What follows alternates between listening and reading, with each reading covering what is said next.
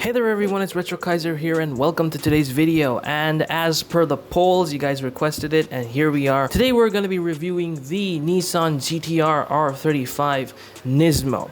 Yeah, so in the game we have two GTR R35s. One is this, the GTR R35 Nismo, and the other one is the 2009 GTR R35. Now I chose this one because, well, it has more better stats than the 2009 variant, and because I like the Nismo tune much more better than the 2009 version. So I went with this one, and as soon as I came back to MRT, I saw that I needed a tier 4 car. So my go-to tier 4 became the GTR R35. Now, although I was confused which car I should get as soon as I came back, but hey, I was used to all-wheel drive because Evos were my main cars, my go-to cars. I did clan races with Evos, and I also practiced and did all sorts of stuff with Evos. So that was my go-to car before, and it was all-wheel drive. So by instinct, I chose the GTR R35, and well, here's everything you need to know about it.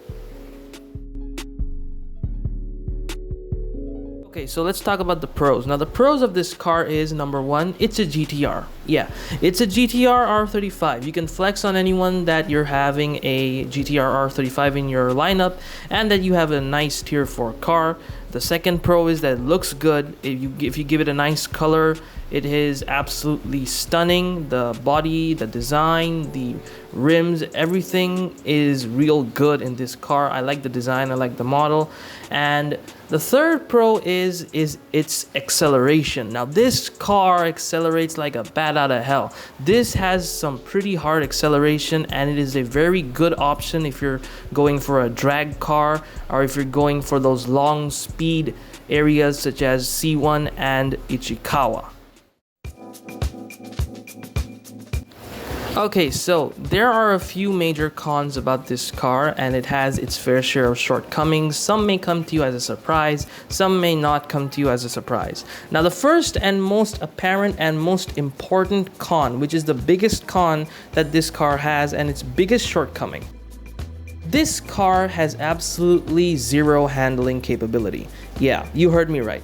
All-wheel drive, a Tesla ETS, and all that power just goes to waste if you can't even put it into the ground. Yeah, that's what's going on with the stock GTR. Now, you can get used to it, but it's really, really complicated, and you have to grind a whole lot. You have to practice a whole lot, and honestly, all that effort really goes to waste when you can buy something that like cuts through corners like a hot knife through butter when you buy the 911 GT3 or the 911 GT2.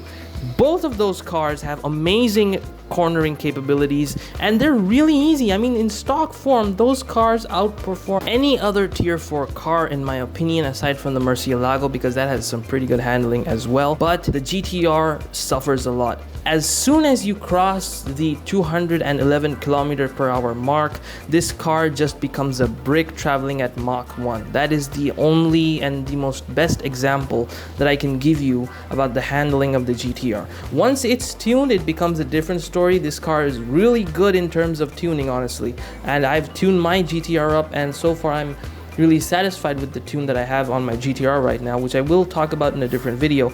But coming back to the topic, the GTR has handling issues, and in stock form you're really gonna have to suffer a lot while you train to get a hang of using your GTR.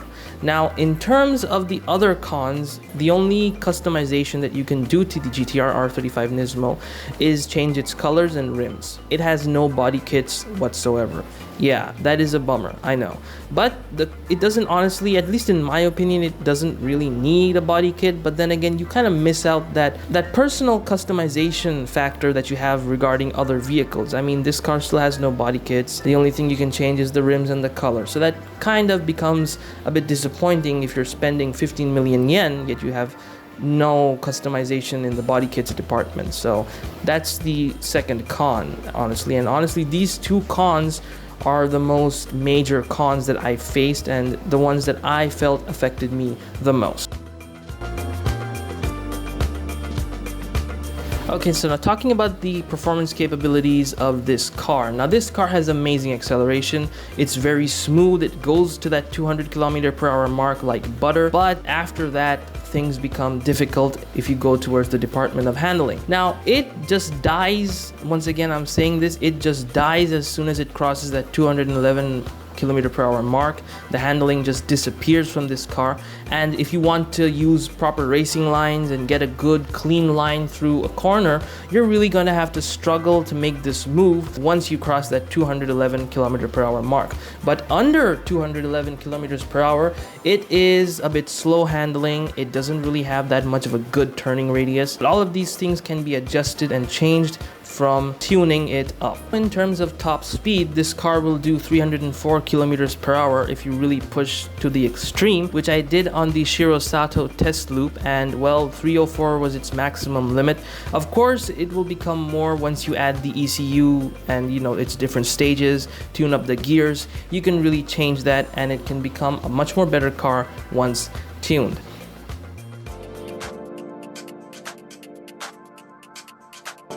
Alright, so now that we're finished talking about everything else about this car, let's talk about who is this car for. Now, if you're someone who is thinking about buying a tier 4 car to use on C1 or Otsuki, then run away. Do not even think about buying the R35 Nismo. Now, why am I saying that? The answer is very simple. In C1, you're going to need high-speed handling capabilities. And in Otsuki, you're going to need high-speed and low-speed handling capabilities, both of which are not really good with the GTR R35.